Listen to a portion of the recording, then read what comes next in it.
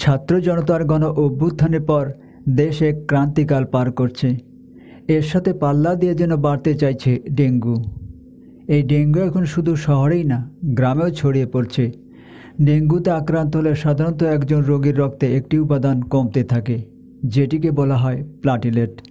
একজন স্বাভাবিক সুস্থ মানুষের দেহে প্রতি 100 মিলিলিটার রক্তে প্লাটিলেট থাকে 1,50,000 থেকে 4 লক্ষ। এই প্লাটিলেট যখন আমাদের দেহে কমে যায়, তখন দেহে রক্তক্ষরণ ছাড়াও নানান স্বাস্থ্য ঝুঁকি দেখা দিতে পারে। আসসালামু আলাইকুম ওয়া রাহমাতুল্লাহ। সম্মানিত সুধী, দেশ বা প্রবাস যে যেখান থেকে আমাদের দেখছেন, সবাইকে সাদর আমন্ত্রণ জানিয়ে শুরু করছি আমাদের নতুন আরও একটি ভিডিও। আশা করছি শেষ পর্যন্ত আমাদের সাথেই থাকবেন। আজকের ভিডিওতে ডেঙ্গু আক্রান্ত হলে আপনি যে সমস্ত খাবার খেয়ে আপনার রক্তে প্লাটিলেট বাড়াতে পারেন, সেগুলো নিয়ে আলাপ করব। তো চলুন শুরু করা যাক।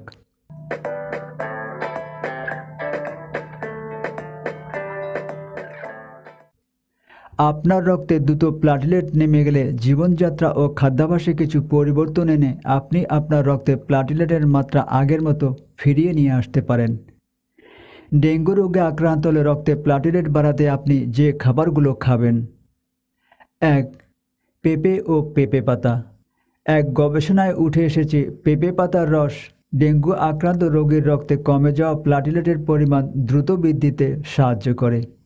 এছাড়াও পাকা পেঁপের জুস রক্তে প্লাটিলেটের পরিমাণ খুব তাড়াতাড়ি বাড়াতে পারে। এজন্য আপনি ডেঙ্গু রোগীকে প্রতিদিন সতেজ পেঁপে পাতার রস 1 চামচ করে দুবেলা খাওয়াতে পারেন। এর পাশাপাশি আপনি ডেঙ্গু রোগীকে পাকা পেঁপের জুসও খাওয়াতে পারেন। 2. মিষ্টি কুমড়া ও কুমড়ার বীজ। মিষ্টি কুমড়ায় থাকে প্লাটিলেট তৈরির উপাদান ভিটামিন এ। তাই রক্তে প্লাটিলেটের পরিমাণ বাড়াতে আপনি নিয়মিত মিষ্টি কুমড়া খেতে পারেন। এর সাথে সাথে আপনি মিষ্টি কুমড়ার বীজও খেতে পারেন, কেননা এটি মিষ্টি কুমড়ার মতোই প্লাটিলেট বাড়াতে পারে। তাই ডেঙ্গু রোগীকে নিয়মিত মিষ্টি কুমড়া ও মিষ্টি কুমড়া বীজ খাওয়াতে থাকুন। 3. লেবু রস। লেবু রসে আছে প্রচুর পরিমাণে ভিটামিন সি, যেটা ডেঙ্গু রোগীর রক্তে প্লাটিলেটের পরিমাণ বৃদ্ধিতে সাহায্য করে। শুধু তাই নয়, এতে থাকা ভিটামিন সি রক্তে প্লাটিলেটের ধ্বংসের হাত থেকেও রক্ষা করে, সেই সাথে রোগ প্রতিরোধ ক্ষমতাও বাড়িয়ে দেয়। তাই ডেঙ্গু রোগীকে প্রচুর লেবুর শরবত খাওয়াতে পারেন। 4. আমলকি। আমলকিতে থাকে প্রচুর পরিমাণে ভিটামিন সি এবং অ্যান্টিঅক্সিডেন্ট। তাই আপনি যদি নিয়মিত আমলকি খাওয়া চালিয়ে যান, তাহলে ডেঙ্গু রোগীর রক্তের প্লাটিলেট ধ্বংস থেকে বাঁচাতে পারেন আপনার রোগীকে রোগ প্রতিরোধী করে গড়ে তুলতে। 5. অ্যালোভেরার রস। অ্যালোভেরার আছে রক্তকে বিশুদ্ধ করার গুণাবলী। তাছাড়াও জীবাণুর সংক্রমণ প্রতিরোধেও অ্যালোভেরার আছে বিশেষ ক্ষমতা। তাই ডেঙ্গু রোগীকে নিয়মিত অ্যালোভেরা জুস পান করাতে পারেন। 6. ডালিম। ডালিম একটি পুষ্টিকর সুস্বাদু ফল। এর রস ডেঙ্গু রোগীর রক্তে প্লাটিলেট বাড়াতে দারুণভাবে সাহায্য করে, কারণ এতে আছে প্রচুর আয়রন। এছাড়াও ডালিমের মধ্যে থাকা ভিটামিন আমাদের দুর্বলতা কাটাতেও সাহায্য করে। তবে ভালো ফল পেতে চাইলে রোগীকে দৈনিক 150 মিলিলিটার পরিমাণ ডালিমের জুস খাওয়াতে পারেন এবং এই প্রক্রিয়া 2 সপ্তাহ চালু রাখুন। 7. বেশি পরিমাণ পানি ও তরল খাবার। আক্রান্ত রোগীকে দৈনিক কমপক্ষে 2.5 থেকে 3 লিটার পানি পান করাতে হবে। জ্বর হলে সাধারণত কোনো কিছুই খেতে ইচ্ছে করে না, তাই পানির চাহিদা মেটাতে হোমমেড জুস এবং ডাবের পানি খাওয়াতে থাকুন।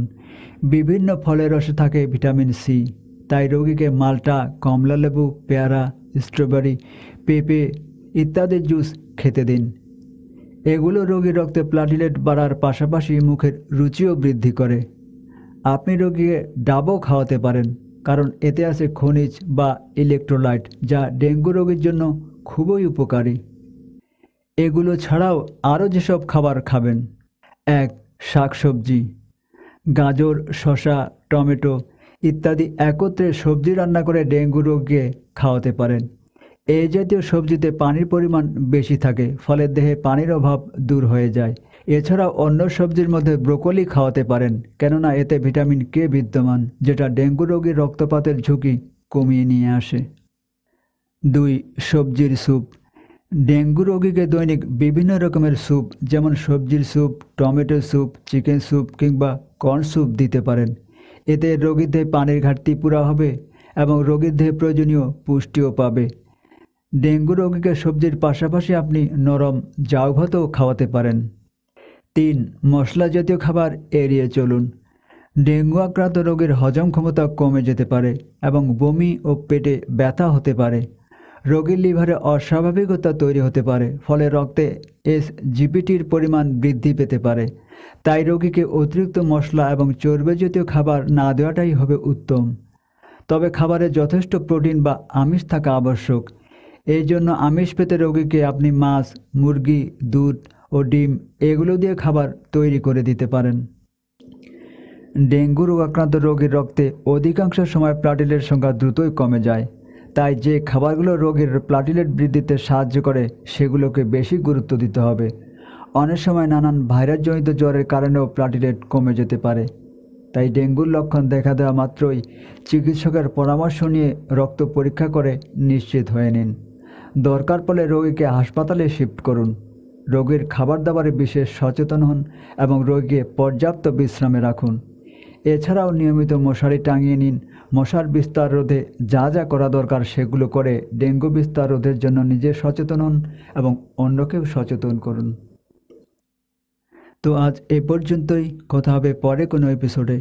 আশা করছি আজকের ভিডিওটি আপনাদের ভালো লেগেছে। যদি ভালো লেগে থাকে তাহলে একটা লাইক দিয়ে শেয়ার করে সবাইকে দেখার সুযোগ করে দিবেন। আল্লাহ সকল অবস্থায় আমাদের সহায় হোক। আমিন।